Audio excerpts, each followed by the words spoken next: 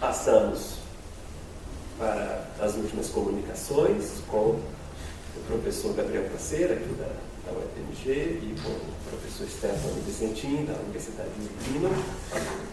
E, bom, vou passar aqui chamar alguns colegas falarem. O Gabriel vai falar sobre a questão das facções, né? Maquiavel. O Maquiavel e as facções. Isso. Mais uma vez agradeço enormemente a presença dos dois, a disposição do Gabriel por mais razões, porque é um dos organizadores do evento, e ao Stefano, mas no final eu volto só para finalizar com os agradecimentos, mais uma vez, e passo a palavra aos dois. Bom, boa tarde, gente. Eu gostaria, antes de começar, dizer que é um prazer recebê-los aqui, né, para falar sobre Maquiavel, para discutir Maquiavel e temas correlatos. Mas, apesar do cansaço que uma hora aparece, o prazer também imenso de recebê-los, conviver e conversar. Agradeço muitíssimo a presença de todos que se dispuseram a vir aqui conversar conosco e discutir os temas. O tema do qual eu vou me ocupar é o tema das facções do Maquiavel. Esse é um texto em que pela primeira vez eu faço um esforço de circunscrever essa temática. Creio que eu consegui mal e mal formular uma hipótese, né? Eu vou apresentar para vocês e vou tentar argumentar em torno dessa hipótese, tentar circunscrevendo a problemática. Então, eu vou passar a leitura sem mais delongas. O problema das facções no interior de uma república é um problema que historicamente atormenta a Itália e da qual Florença não sai ilesa. Já nos seus primeiros momentos de cidade livre, internalizava a disputa entre guelfos e ghibelinos, entre partidários da Igreja e do Império, vindo depois a ganhar novas formas. O próprio Maquiavel é quem nos lembra disso nas histórias de Florença. Florença, primeiro os nobres dividiram-se entre si, depois houve a divisão entre nobres e o povo, e por último entre o povo e a plebe. E muitas vezes ocorreu que uma dessas partes, tendo vencido, dividiu-se em duas. Assim, se o problema era e continuava urgente, também as soluções o eram. Em termos políticos institucionais, Florença fizera uma série de rearranjos na sua forma de governo com a finalidade de incorporar os que tinham ou se sentiam alijados do governo. Né? Eles, desde sua fundação, o priorato Brilhante assumiu uma série de conformações, integrando umas artes, deixando de fora outras, tudo isso no esforço de criar um certo consenso, agregando ou trazendo para o governo formas, partes do corpo político. Os efeitos de tais ajustes eram normalmente de pouco alcance temporal, dada a frequência com que isso ocorria. Essa frequência, outro nome para a instabilidade, marcava a vida política florentina. Alguns autores debruçaram sobre essa problemática. Dante e Dino Campagna apostavam no alinhamento com o Império. Giovanni Cavalcanti lamenta o alijamento dos cidadãos. Savonarola fazia, já no fim do século XV, aprovar um projeto que pensava dissolver as disputas facciosas por meio da ampliação do corpo de cidadãos e de suas atribuições. O fato, no final das contas, é que, aos olhos de Maquiavel, nenhum tratamento dado à questão foi satisfatório. Maquiavel, quando a gente reconhece essa insatisfação, quando ele fala do Bruni e do Leonardo Bruni. Então, em especial, ele tem como alvo Leonardo Bruni. Assim, ele mobiliza o instrumental teórico formulado em outras obras para, nas histórias florentinas, ir ao fundo das raízes do problema de sua pátria. Recentemente, o professor Sérgio Cardoso nos apresentou um texto primoroso sobre o assunto. Não quero aqui repisar o tema, nem tampouco oferecer uma nova interpretação sobre a mesma obra. O Sérgio se deteve mais nas histórias florentinas. Eu seguirei em outra direção, tentando circunscrever alguns aspectos da questão nos escorces. O que pretendo fazer aqui é entender o lugar das facções no interior da teoria política maquiaveliana, especialmente na sua teoria das formas de governo, na teoria, vamos dizer, de uma maneira geral, na sua teoria da República, determinando as causas e o modo de operação no interior do jogo político. Então eu me esforço aqui por dar ao jogo de facções um lugar teórico capaz de nos falar algo sobre um lugar da política, né? Ou, para usar uma expressão do Newton, que estava sentado, iluminar um lugar da política. A minha hipótese é a seguinte: o jogo de facções só tem sentido quando o situamos nos quadros de uma república que se encontra num processo de decadência, pode dizer, de corrupção. Eu tomo aqui uma definição de corrupção mínima, né, para circunscrever esse quadro. Entendo a corrupção como sendo a perda progressiva do referencial das leis e instituições para a ação política e, portanto, para a efetivação da liberdade. Essa definição que eu tomo, eu alerto, não é uma definição exaustiva. Não pretendo descrever com isso, falar sobre todo o processo de corrupção, tal como Maquiavel o aborda. Mas essa definição me permite olhar para esse lugar. Me permite aprender o aspecto que me parece mais relevante para levar adiante essa discussão em torno das facções. Uma outra observação ainda em torno dessa definição é que diz respeito à associação, que acho que Maquiavel herda da tradição. Maquiavel herda e que leva adiante, que é a associação entre liberdade e um governo de leis. E, por fim, um outro elemento é preciso chamar a atenção para o fato de que, nessa definição de que eu estou lançando mão aqui, a corrupção, né, ela afeta, sobretudo, a pulsão popular. Né? Então, a pulsão popular, o elemento popular, né, ao qual nós estamos nos referindo. Né? Portanto, quando a gente fala da perda do referencial das leis e instituições para a ação política, essa perda do referencial para a ação do povo. Né? Vez que os grandes, de uma outra forma, a gente pode dizer que eles são marcados por uma só pulsão. Né? Eles têm mais poder e mais riqueza. Os efeitos dessa corrupção se fazem sentir no enfraquecimento político-institucional da República. O resultado final é a dissolução do campo da política, ou da República. Tomando por base esses pressupostos, nossa exposição se desenvolverá em 3 níveis. Primeiro nível, numa república saudável, a ação de um povo saudável visa a criação de leis e instituições para garantir a sua liberdade. É o ponto de partida para a história do processo de corrupção. Né? A equação ação, povo saudável, leis, instituições e liberdade. O segundo nível, a ação visa a liberdade, mas ocorre uma dissociação entre a ideia de liberdade e a de leis e instituições. A liberdade passa a ser associada, nesse segundo momento, à tomada do governo, à tomada do poder. A República continua a ser a arena das lutas, vez que ela é objeto de luta entre as partes. Então é aqui que nós localizamos o jogo de facções, nesse segundo nível. Um terceiro nível diz respeito ao final da luta de facções, ao final da dissolução da República, que é a vitória de uma das partes, que é quando se constitui uma tirania, um principado civil. Essa é a vitória de um lado e a ruptura definitiva, a ruptura político-institucional definitiva da República. Feita essa apresentação, eu passo, então, a tratar de cada um desses níveis, ou pelo menos eu me esforço nesse sentido.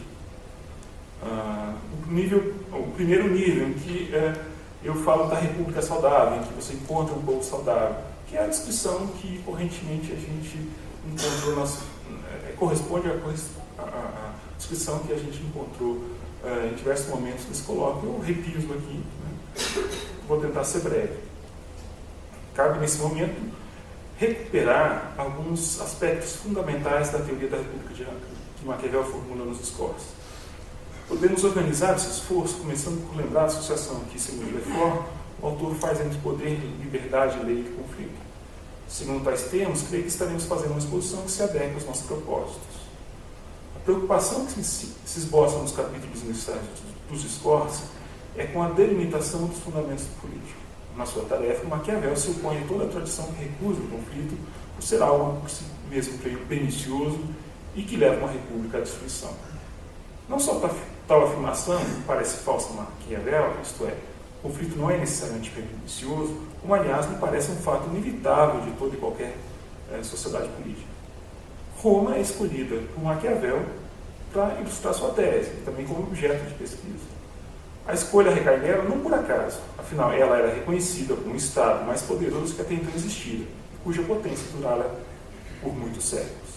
Era preciso perguntar-se então sobre as razões de tal grandeza e durabilidade. Motivado por tal questão é que o secretário Florentino lança sua tese desafiadora. Foi a desunião entre a plebe e o Senado que fez livre e poderosa República Romana. O humor popular, nessa formulação, visa opor-se à opressão, à suspeita de opressão dos grandes. E o humor dos grandes visa comandar. O instrumento de que o povo se vale para fazer essa oposição e que limita a ação dos grandes de comandar, esse desejo dos grandes de comandar, são justamente as leis de instituições. Por meio delas, o povo assegura a sua liberdade. Assim, a ação dos povos livres, assim Maquiavel pode afirmar que a ação dos povos livres, como na República Romana, consiste em defender-se, recorrendo a tais expedientes, quais sejam a criação de leis e instituições. A liberdade encarnada nas leis e instituições é a concepção de liberdade que Maquiavel parece esposar aqui. Ela se constitui, de uma certa maneira, uma oposição à servidão do senhor. Por isso, Maquiavel conclui que raramente tais desejos são perniciosos à liberdade, pois não geram a servidão e dão uma conformação republicana ao corpo político. A demonstração dessa tese fica por conta, inicialmente, da interpretação que Maquiavel faz da criação dos tribunos da plebe. Segundo ele, tais tribunos teriam se originado da referida desunião, portanto, teria sido produto de uma situação de opressão. Os conflitos produzidos resultaram na criação da instituição decisiva para o desenvolvimento político institucional posterior de Roma. Isso ocorreria pela sua função, que era resguardar as leis e demais instituições, protegendo assim a liberdade, mas também porque o povo nela reconhecia o seu lugar no governo da República.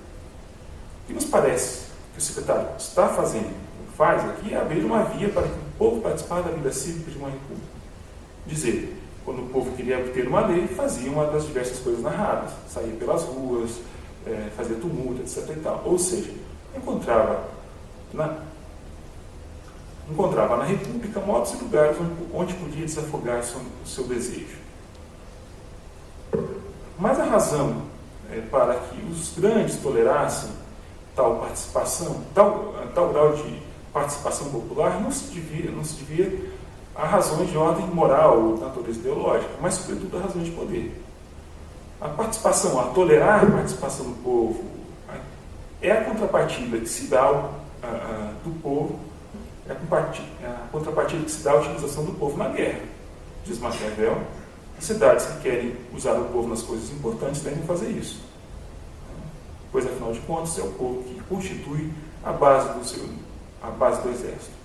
Maquiavel coloca, assim, em relação direta à potência de uma república e a vida cívica intensa. Então, a adesão do povo às instituições e leis depende, em grande medida, desses gestos concretos que o tomem como parte ativa da república e não como sujeito meramente passivo. Como partícipe real da vida cívica, ele faz da república seu lugar e é capaz de dispensar a ela os cuidados necessários para a sua preservação. A contrapartida é a participação cívica, da participação cívica e o engajamento militar. O resultado final é uma república potente. Maquiavel junta por essa via a lei, a liberdade e a potência.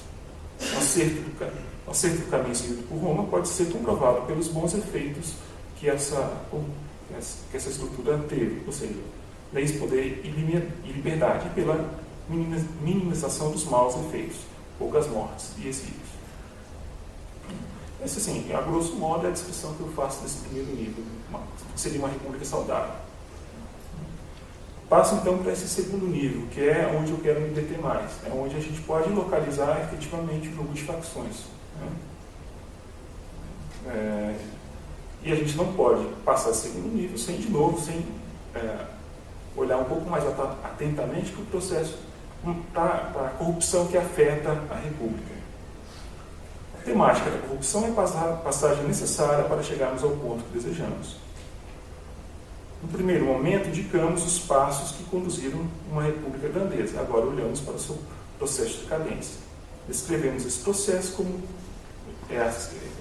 retoma a definição como a progressiva perda do referencial das leis, instituições para a ação política, portanto, para a efetivação da liberdade.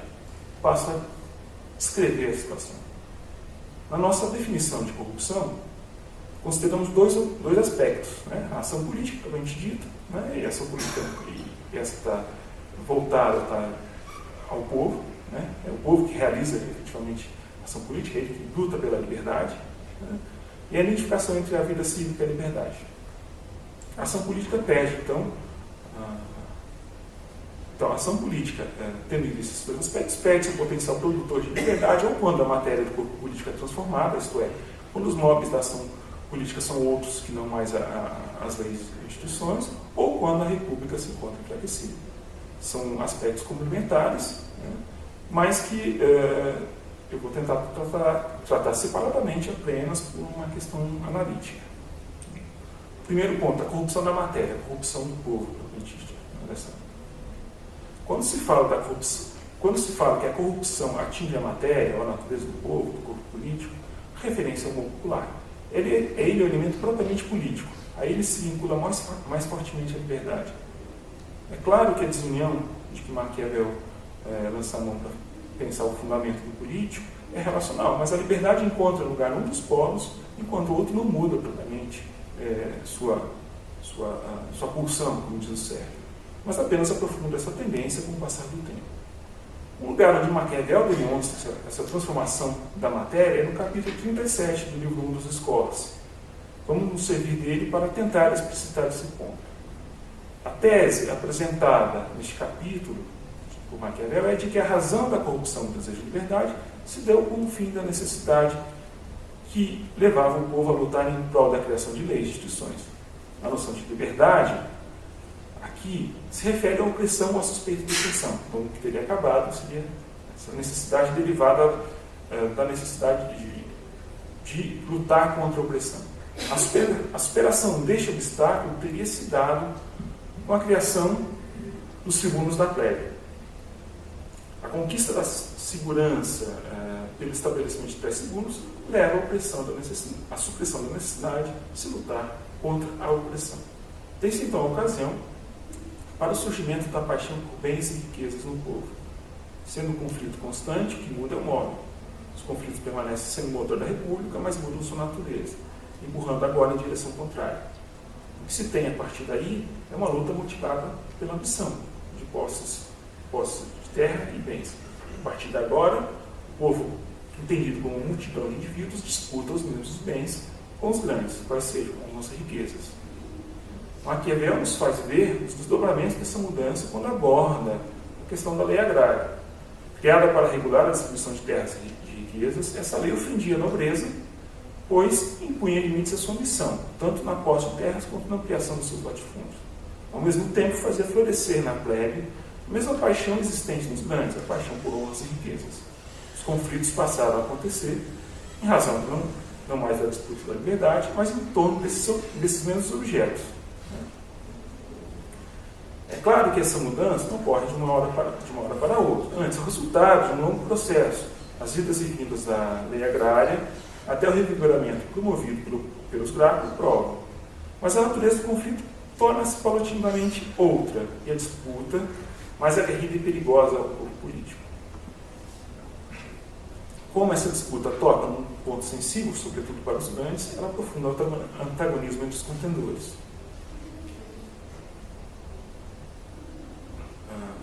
Daí se segue uma composição de uma saída para o conflito é cada vez mais difícil.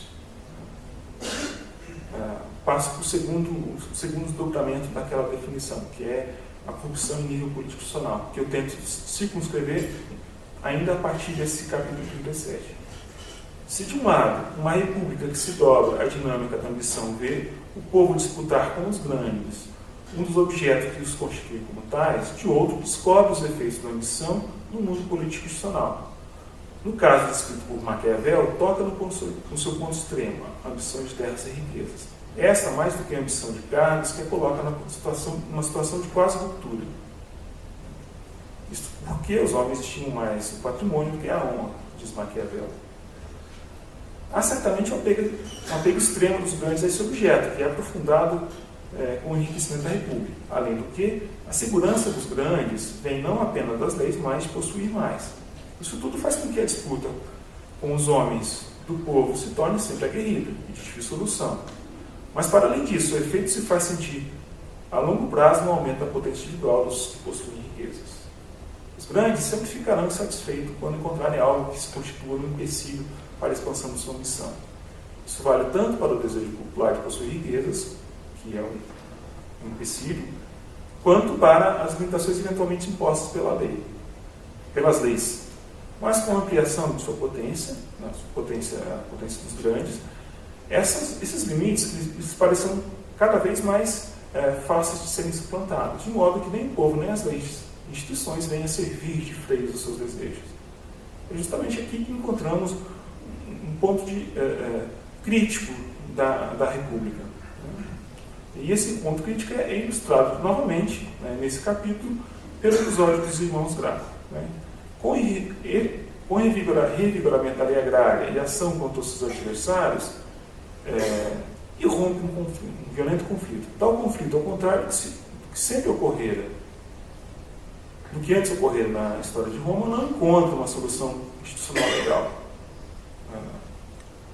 Os magistrados públicos não puderam remediá-la, nos diz Maquiavel, de modo que se teve que recorrer a remédios privados para encaminhar uma solução. Isso tudo porque a República já não dispunha de força e encontrava inimigos poderosos para que ela continuasse de pé. Então nós temos um ambiente no qual começa a se desenhar o advento das facções, que é o ponto ao qual eu passo agora. As facções são certamente sinais de que algo não vai bem. Sua presença revela a existência de um processo, de um descompasso entre forma e matéria, entre a matéria transformada e a antiga forma ainda existente. As leis e instituições sobrevivem, mas sua efetividade está combatida. Sua fraqueza fica clara nos momentos de aprofundamento do conflito. A incapacidade da República em solucionar conflitos abre o caminho para que se recorra a remédios privados. A formação de facções é um desses remédios. Podemos certamente dizer que essas facções que se constituem nos remédios se constituem como grupos que se formam no interior de uma república a fim de buscar a proteção dos seus interesses. Vão, porém, além disso. Suas características tornam-se explícitas no seu modo de atuação. De modo geral, elas atuam em tensão com as leis e instituições, tendendo a suplantá-las em favor das suas paixões e interesses mais imediatos. E o fazem justamente porque as ordenações da República já não dispõem de meios para frear esses interesses e desejos. Novamente, a narrativa maquiaveliana do capítulo 37 do Discurso pode servir de ponto de partida para analisarmos esse aspecto. A renovação da lei agrária pelos irmãos Graco revelou, como dissemos, a fraqueza político-institucional da República Romana naquele momento. Sem uma solução pública analisar esse conflito, este rompeu e colocou os opositores em confronto direto. Assim, a plebe e o Senado passam a uma luta aberta, fora de todo modo e costume civil, diz Maquiavel. Cada uma das partes, elegeu o seu próprio representante, favorecendo de um ou de outro. Da plebe fazia trincheiras no consulado, que dependiam das limitações temporais, pois Mário, depois de eleito pelo povo pela primeira vez, fez a si mesmo como outras 3 vezes. Do mesmo modo, Sila passou a ser favorecido pela nobreza, tornando-se dela representante. Não reconhecendo a autoridade consular constituída, as partes entram em confronto, pegando em armas e fazendo verter sangue. A vitória dessa disputa, dessa guerra civil, quase uma guerra civil, coube a facção senatorial, cujo representante escolhido ditador, e nessa condição promove as reformas necessárias para a conciliação do poder do Senado. a República subsistia, mesmo de modo periclitante, mas ganhava uma nova tendência.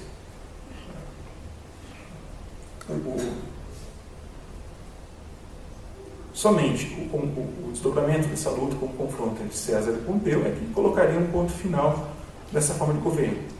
Isso aí eu volto ao final do texto. O que eu quero fazer agora, então, depois de delineado muito rapidamente o ambiente que surge essas facções, um ambiente de enfraquecimento institucional, de criação de grupos potentes no interior da República, eu quero fazer um esforço de tratar de alguns aspectos que nos permitem aprender minimamente quais são essas características que fazem com que esses grupos, que nós estamos com essas partes do jogo político, ganhem um aspecto de facções. Descrevemos acima um movimento geral de corrupção, de afastamento dos homens da vida pública. Tínhamos, de um lado, a desfiguração do desejo popular e sua substituição pela missão, de outro, o enfraquecimento das leis e instituições da República, que dava ocasião ao surgimento das facções. Vamos tratá-las conjuntamente agora. As leis e instituições deixam de ter a capacidade de fazer mediações. Em seu lugar, passa a vigorar uma espécie de lógica da guerra, segundo a qual, diz Maquiavel, não é outra razão da busca da vitória, do desejo de conquista, senão o de fortalecer e enfraquecer o adversário. Essa é a dinâmica que move as facções no interior nesse estágio. Se essa é a dinâmica que move as facções nesse estágio, a liberdade tomada genericamente ou abstratamente, ainda se faz presente, mesmo que apenas nominalmente. Afinal, a República está constituída. Resta ainda a memória da liberdade. Então, o nome da liberdade se faz presente, informando, de alguma maneira, a ação das facções no confronto. Assim, o combate entre os adversários é feito, ou pode ser feito, sob o manto de uma certa ideia de liberdade. Os acontecimentos que se sucederam à cassação dos decênviros põem isso a nu. Restabelecida a antiga forma de governo, reforçado o poder popular, as disputas não mais encontram, depois disso, um lugar de mediação nas leis e instituições, nem tampouco ela serve de anteparo, proteção às ofensas vindas de parte a parte. Passa-se aos combates, os quais têm na República a sua arena de luta. Ela se conserva como referência e sua identificação à liberdade ainda é preservada. No contexto apontado, a situação política se apresentava de tal maneira que o povo ou a nobreza sempre se ensoberbecia quando o outro se humilhava. Criava-se um ambiente de crescente radicalização. As disputas giravam em torno da oposição às ofensas e opressão, as disputas que giravam em torno da oposição às ofensas e opressão começavam a ter como horizonte a vitória sobre o adversário. Passa-se ao combate, à luta. Segundo Maquiavel, o desejo de defender a liberdade fazia com que cada qual se sobrepusesse ao outro. A liberdade principia a ser identificada com a vitória sobre a parte contrária. É como, diz Maquiavel, se fosse necessário ofender ou ser ofendido. Então, apesar de ser mantido o nome de liberdade e sua identificação com a República, o que é perdido nesse percurso é sua referência às leis e instituições. A liberdade começa a ser identificada pura e simplesmente com a ocupação do governo, com a ocupação do poder, com o mando, como o único lugar possível onde se pode buscar a proteção e a defesa. Esse modo de conceber a liberdade, é claro, chega-se por vezes a colocar contra as leis. A proteção contra as ofensas interessa não só, afinal, a proteção contra as ofensas interessa-se não só aos cidadãos privados, mas também aos magistrados públicos que querem cercear a ambição, não querer ser ofendido por eles, por magistrados, leva à busca do aumento do poder pessoal. Procuram-se amigos, seguidores ou apoiadores, os quais são conquistados pelo direito ou pela oferta da guerra. Então, inicia-se novamente a criação, o aumento de um poder individual no interior de uma república que vai redundar, ou que pode redundar, em facções. Está estabelecida, portanto, a dinâmica das facções, que desenvolve sob o nome, ou sob a ilusão da liberdade. O segundo aspecto do qual eu quero tratar, que diz respeito à lógica das facções, é o caráter excludente que elas assumem. Esta lógica da guerra que se desenvolve sob o manto da liberdade também pode ser dita uma lógica excludente. A luta tem como arena a república e é ela própria objeto de disputa. Os que lutam para alcançar o poder lutam para ocupar esse lugar sozinhos. Trata-se, portanto, de excluir os concorrentes. O modo de exclusão, quando tal lógica é instaurada, não se limita a interditar ao inimigo a via de acesso ao governo, mas radicalmente trata-se de afastá-lo por vez do corpo político, com exílio com a morte. É, portanto, mais do que simplesmente a destruição política, podendo chegar mesmo à destruição física. A irrupção de facções no momento do revigoramento da lei agrária pelos irmãos Gracos ilustra tal situação. O motivo o conflito entre facções no povo e dos grandes resultou num conflito armado e num derramamento de sangue, fugindo a qualquer modo do costume civil.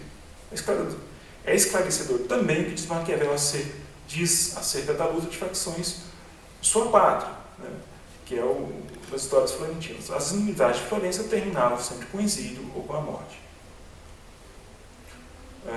O contraste de Florença dessa Roma já decadente com a Roma republicana é flagrante, pois então, nos seus primórdios, os conflitos não foram em absoluto nocivos. Em tanto tempo, diz Maquiavel, em razão de suas diferenças, não mandou para o exílio mais do que 8 ou 10 cidadãos, matou pouquíssimos e não condenou muitos ao pagamento de multas. Então, contrariamente a esses primeiros momentos, quando as instituições romanas eram capazes de dar uma solução institucional para os conflitos, tornando a república mais coesa, livre e potente, o que se tem agora é justamente uma tendência e caminho no sentido oposto, fragmentando o corpo político. A lógica que se instaura é a lógica do puro poder, melhor dizendo, de uma luta interna pautada no poder das facções, a revelia das leis e instituições. Por serem inefetivas, não se pode esperar das leis e instituições encontrar nelas algumas soluções. Elas não garantem mais a vida política. A solução dos conflitos dependerá, portanto, de remédios privados, vale dizer, da vitória de uma das facções. Agora eu passo para um terceiro aspecto do jogo de facções, que é o problema do poder propriamente dito. Eu já fiz referência esparsa em alguns momentos anteriores do texto, aqui eu retomo.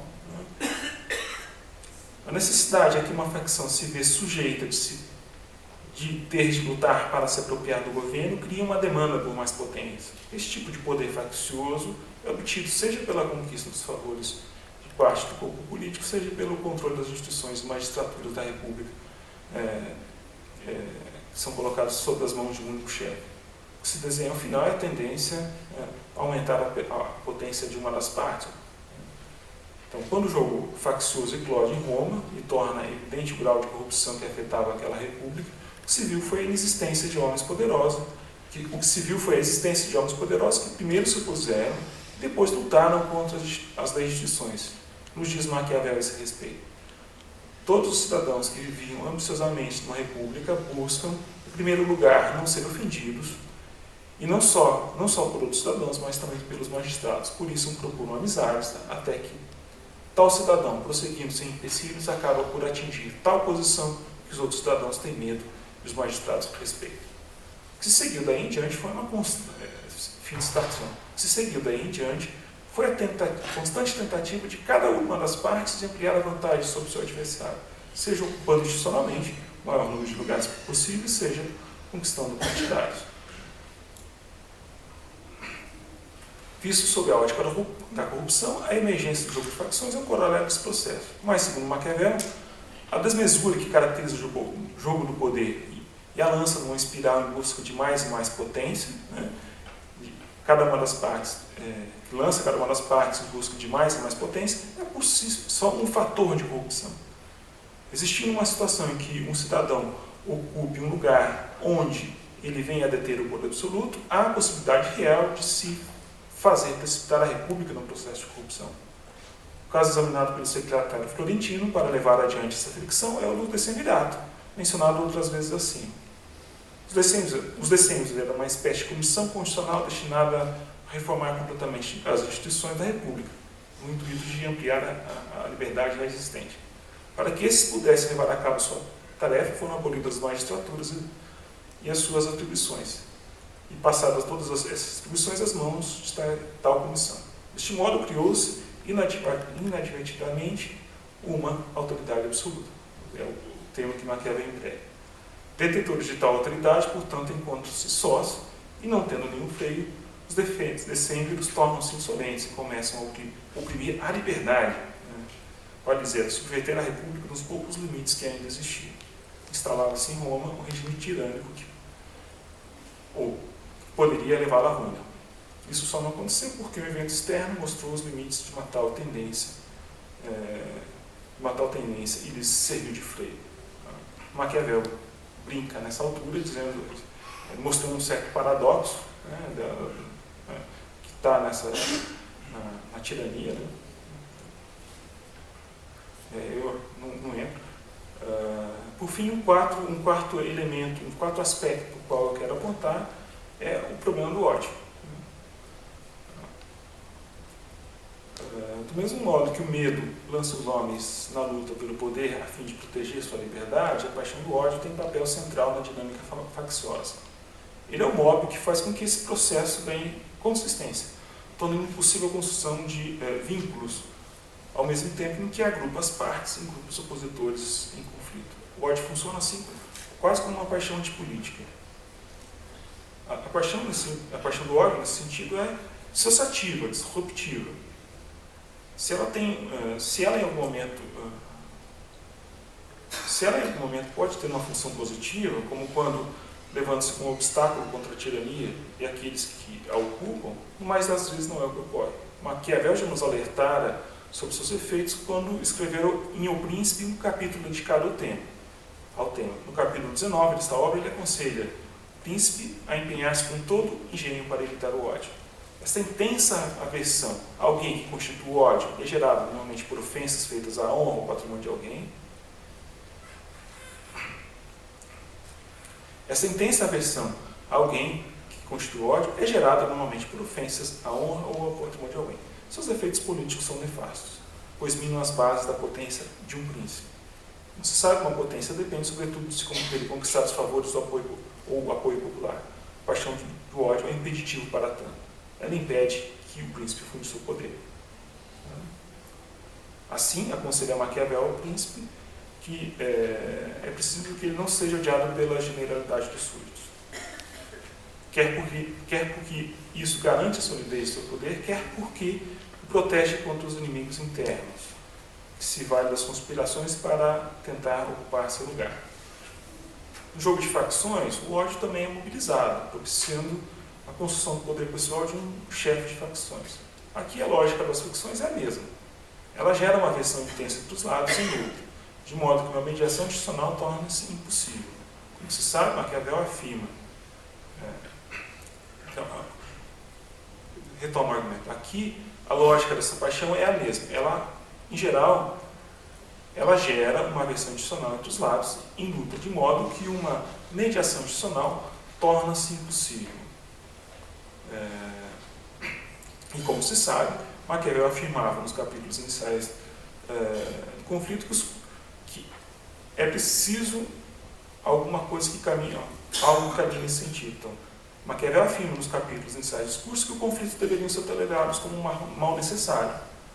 Não está por trás dessa tolerância usada pelo secretário Florentino uma conotação ética. Ela é antes o resultado de uma inteligência política. A história romana mostrava que se os nobres romanos aceitavam o conflito, é porque reconheciam no povo a base do seu poderio militar naquela república. Daí a necessidade de incorporá-la ao jogo político. O modo de incorporá-lo era abrir-lhe canais de participação por meio dos quais eles garantiam a liberdade de leis e instituições que lhes eram favoráveis. ao mesmo tempo que dava a ocasião a que os grandes satisfizessem suas ambições fazendo guerras. Ora, a paixão do ódio interdita essa composição e cega os contendores para os fundamentos reais do Estado potente. O jogo faccioso sempre vem acompanhado do ódio entre as partes. Diz Maquiavel, sobre a inclusão do conflito da lei agrária, produziu-se, por isso, tanto ódio entre a plebe e o Senado, que as partes chegaram às armas e ao derramamento de sangue. O fato é que o ódio torna-se uma barreira à vida civil e fomenta o surgimento de facções. A ausência ou a impossibilidade de uma solução política institucional legal coloca uma república neste caminho. Né? Ou seja, é um motivo porque de todos os lados surgia o ódio, desse chegava a divisão, da divisão às facções e das facções à ruína. Ora, a ruína vem, aí seria o capítulo final dessa minha exposição, que é a instituição da tirania. Então, o resultado, e a tirania que eu entenderia como a vitória de uma das facções, que rompe definitivamente com esses contornos, ainda que enfraquecidos, mitigados, que definiam uma república, ao menos institucionalmente, como uma república. Quando se institui verdadeiramente uma facção. Mas esse capítulo eu deixo de fora e encerro a minha exposição por aqui. Obrigado.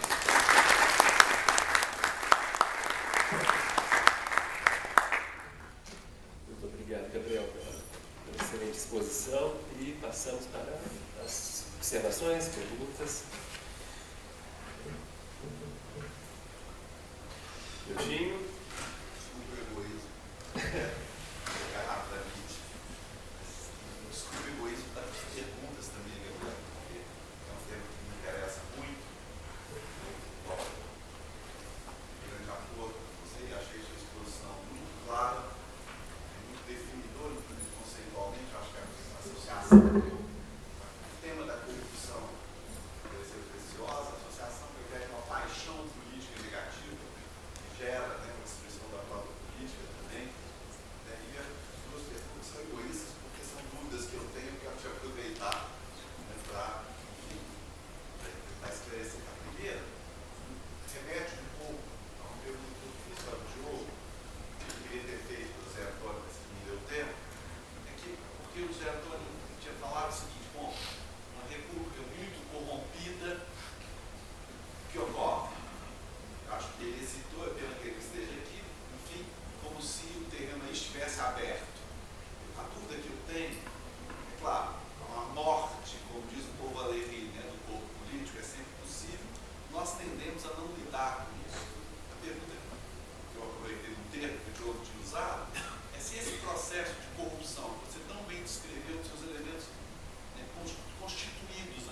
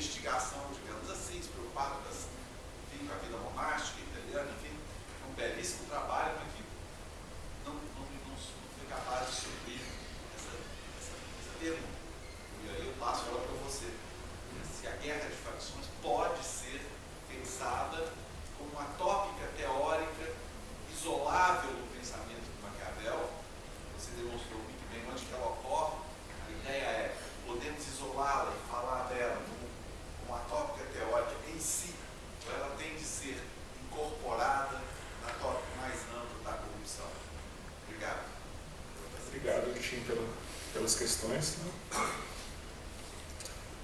Bom, o problema da corrupção é um problema... Eu fiz uma discussão, eu tentei descrever um momento muito... um movimento geral da processo de corrupção, né? E descrevê-lo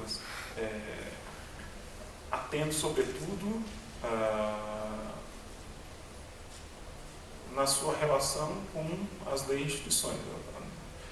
Na hipótese que eu estou lançando mão é que você pode detectar a corrupção, né, a corrupção na matéria do corpo político, olhando para a efetividade das instituições.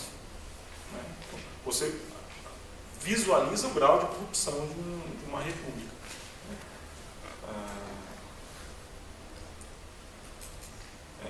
No seu grau mais avançado,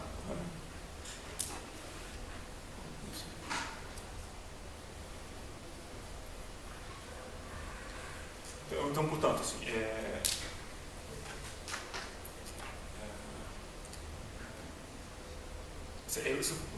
possível visualizar a corrupção ela se expressa. É claro que ela afeta a matéria do corpo político. Né? Eu não estou dizendo que ela não afeta. Né? Eu tentei falar isso. Mas a única maneira que a gente fala, é luta pela liberdade, mas onde que a gente detecta essa luta pela liberdade?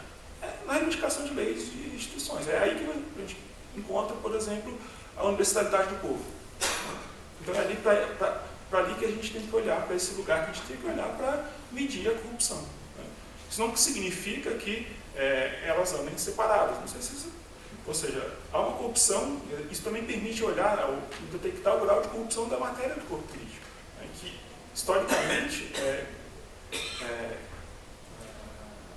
ganha marca, né? Ou ela se torna, o corpo político se torna desigual.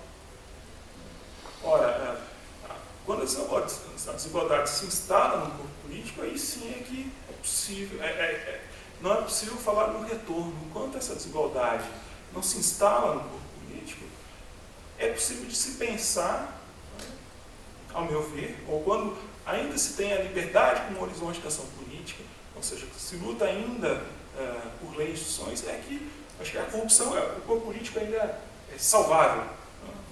Esse é o ponto, me parece. Quando você deixa de lutar por leis e instituições, você luta pura e simplesmente pelo poder, ou para ocupar o poder, você não tem mais, significa, né, que você não tem mais no horizonte, ou a esperança está perdida. Né? Então,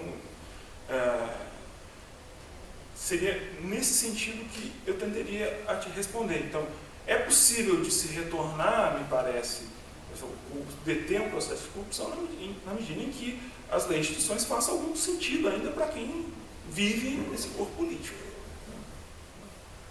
Na medida em que elas deixam de ter sentido, a ação política não mais visa esse lugar do universal, que se expressa nas leis. Insisto, porque é ali esse lugar que o código tem que olhar, que é o lugar que permite detectar a ação política saudável. Quando isso deixa de existir, então é que a corrupção está instalada. Eu acho que aí a recuperação, aí só resta um poder tirânico, um poder forte para evitar a dissolução completa do corpo político.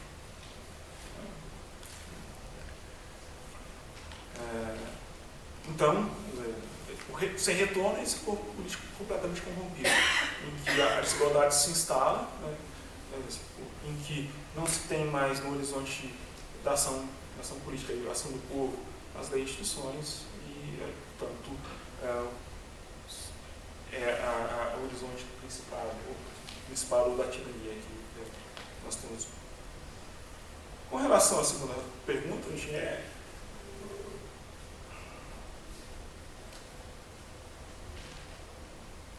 eu não sei se eu consigo. Eu sei que é importante, assim, eu estou tentando. O que eu tentei fazer aqui nesse esforço foi tentar construir a partir dessa reflexão em torno das tradições, categorias que me permitissem melhor olhar para aquilo, para um aspecto do corpo político, né, que normalmente é pensado ou é deixado ou é passado um pouco de passagem, é pensado um pouco de passagem. As corrupções são as facções já a corrupção do corpo político, mas é algo mais, porque tem a República lá, você tem a República, você não está na Guerra Civil, você não tem um Principado, não está no corpo político, você tem a República, você tem algum horizonte mínimo de liberdade da lei. Né? Elas se colocam nessa arena da luta. Né? Então isso me permite, para esse momento então que eu olho, acho que se eu tomo isso, se eu ficar nesse segundo nível, eu falo do processo de corrupção em 3 níveis, para situar isso dentro do Maquiavel. Agora, se eu olhar, se isolar, talvez se eu ficasse nesse nível intermediário, eu acredito que talvez sim, a gente possa falar como uma tópica teórica isolável. Né? Se a gente ficar nesse segundo nível, eu numerei para fins de entendimento aqui, como eu estou falando de Maquiavel única exclusivamente, né? Esses 3 níveis, mas eu acredito que para aquilo que a gente está tentando fazer, eu acho que sim, talvez seja uma tópica política, uma tópica isolada que nos permite entender a nossa própria realidade, a realidade que hoje nós vivemos no Brasil, por exemplo. Né? Eu tentei trazer elementos, olhando para Maquiavel, mas não me esquecendo de que nós temos isso, talvez nos explique algo do nosso horizonte, da nossa situação política contemporânea. Não sei, eu acho que... Então, eu caminharia nesse sentido, tá, Netinho? Talvez, não sei se eu estou certo ou não, mas... Obrigado, Netinho. Desculpa. Temos tempo ainda para uma questão, eu gostaria de... Antônio? Gostei muito da sua exposição.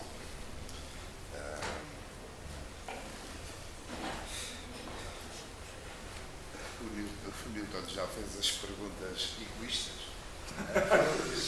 não deixou nada para ninguém. Não. Sem querer incorrer naquele bocadinho do anacronismo que eu ontem estava a verberar tanto, não é?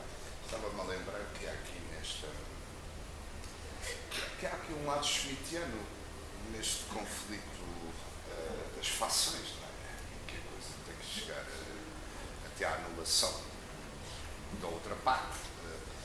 Eu responderia à maneira de São Paulo, uma das partes virar o ódio contra si mesmo, não é? Uma das partes tem que desafogar, tem que chegar ao momento em que desafoga a necessidade, a paixão do ódio de uma maneira, como é que é dizer, fazer da fraqueza uma força, uma guerra espiritual, dando flanco, quer dizer, permitindo um desafogo ilusório da paixão do ódio àquele que momentaneamente vai à frente na corrida obsidiana. Há uma passagem no On the Human Nature de Thomas Hobbes que eu agora, se eu tivesse boa memória, é lá uma parte sobre as vinganças e sobre o ódio, mas não me lembro, que responde aqui um bocado àquilo que eu queria dizer. Mas não é nenhuma pergunta, enfim, é só um comentário. Tenho uma pergunta maldosa, que é, páginas tantas, o Gabriel diz assim: paradoxo da tirania, não vou entrar, não. Entre um bocadinho. O paradoxo da tirania no Maquiavel. Você utilizou esta expressão, mas eu não estou a inventar. Qual é o paradoxo da tirania no Maquiavel? Não, na realidade, uma espécie de paradoxo das facções, né? Porque isso, eu queria brincar um pouco com isso, mas eu não me senti muito à vontade. Porque, na realidade, assim, o jogo de facções, ele está com grupos de disputa, eles tentam crescer, aumentar a sua potência para ocupar o poder. Né? Mas, ao mesmo tempo, isso leva a uma situação paradoxal, porque a ocupação desse poder por uma das partes coloca em xeque a própria potência, a própria poder da República. Assim, é quase uma obtuosidade institucional. É como se os sujeitos partícipes do jogo de facção ficassem cegos para o que, de fato, para quais, de fato, são os fundamentos do poder. Né? Eles ficam tão cegados por seu próprio interesse, que eles perdem de vista os fundamentos do poder. É nesse sentido que... Então há um paradoxo aí nessa luta de facções. Ela ao mesmo tempo que ela visa ampliar o seu poder para ocupar esse lugar, o governo, ela mina as bases do seu próprio poder. Eu acho que isso fica muito claro na história de Florença. O tempo todo Maquiavel está falando, essa luta, a disputa por ocupar o poder, mina justamente a força de Florença. Os florentinos não conseguem entender quais são os imperativos do poder que regeram a República Romana. Então, essa incapacidade, e aí, com todos os desdobramentos que isso tem, fazem com que a República Florença, com todo o potencial de virtude que ela tem, com toda a riqueza de que ela dispõe, nunca deixe de ser uma republiqueta. Florença, acho que representa bem esse paradoxo. Né?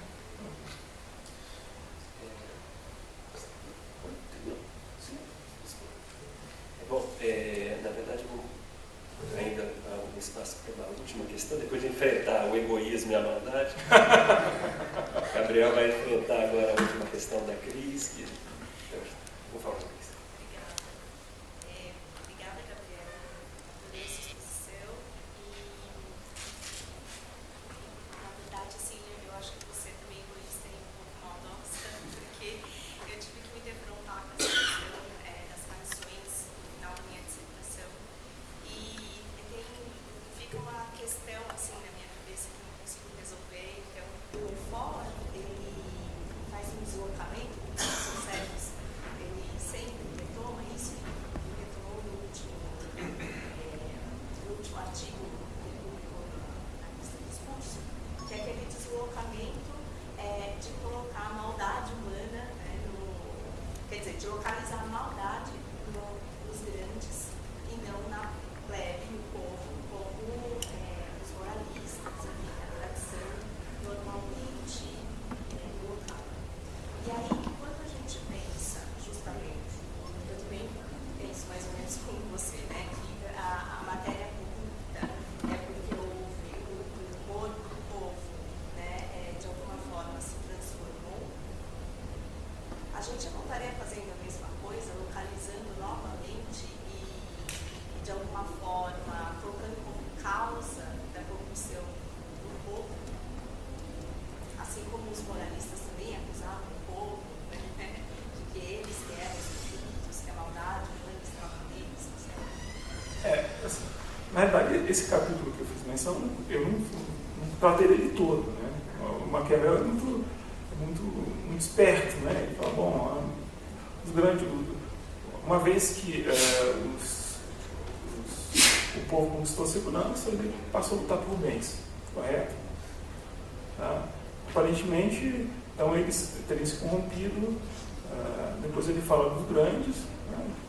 Mas no final do capítulo ele fala, mas mesmo assim isso foi positivo. É claro que esse primeiro resultado, essa corrupção, em grande medida, é resultado da capacidade do povo de afirmar sua liberdade, afirmar a sua liberdade, a República como conjunto de leis, né, pela criação dos tribunos, portanto, uma instituição forte que teve resultados, né, e conquistado a segurança, né, ela começa a decair.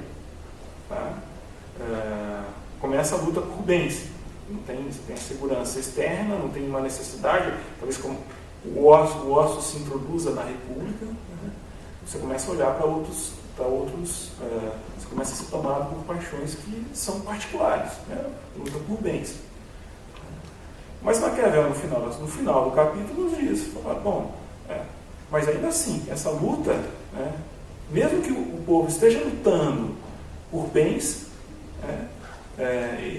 essa luta que eles lutam por bens, eles colocam o freio à ambição do povo, dos grandes, mesmo nessa luta particularista. Porque os grandes eles não abrem mão, né, dessa pulsão de querer mais. Eles, pode ficar com alguns cargos, com a honra, mas os bens não entrem nisso aí. Né? Ainda, Maquiavel ainda que a república esteja corrompida, essa ação do povo em buscar disputar os bens com os grandes serviu não é mais com leis, não é uma luta por leis, mas isso ainda preservou, foi um modo de preservar ainda mais, por mais um tempo, a República Romana. Ela pôs freio, ainda que no plano das lutas particulares, a luta pelos grandes. Porque assim, você vai perguntar, mas aí não é mais povo. Mais povo, mas assim, o caso de Roma é sempre complicado, porque a Roma, em Roma, a definição de povo, sociologicamente, era muito determinada. Existia a ordem dos grandes. É interessante que o Guicciardini, ele compreende muito bem isso. Ele compreende o problema que a gente fica se falando, ele não dá a mesma solução. Ele olha para o Maquiavel e fala, bom, falar dos grandes em Roma é fácil. Falar de divisão do povo e grandes em Roma é fácil. Lá tinha uma ordem, tinha outra. E em Florença, que não tem nada disso? Quem é povo em Florença? Essa tua tese aí, grandes e povo, não funciona aqui. Não, ele aponta para a dificuldade. Né? Aí isso teria que entrar numa outra discussão, se é povo, mas enfim, em povo entendido como, ainda assim, esse povo romano, ainda corrompido que seja, né, que lute por bens, ele ainda assim serve de freio. É claro, serve de freio para a ambição dos grandes e segura por mais tempo o processo de decadência. Porque o verdadeiro problema é a ambição dos grandes. Isso aparece no final. Ela destruiria mais rápido a República se não tivesse esse freio do povo. Ainda que esse freio tenha vindo nesse processo de decadência pela disputa dos bens com os grandes.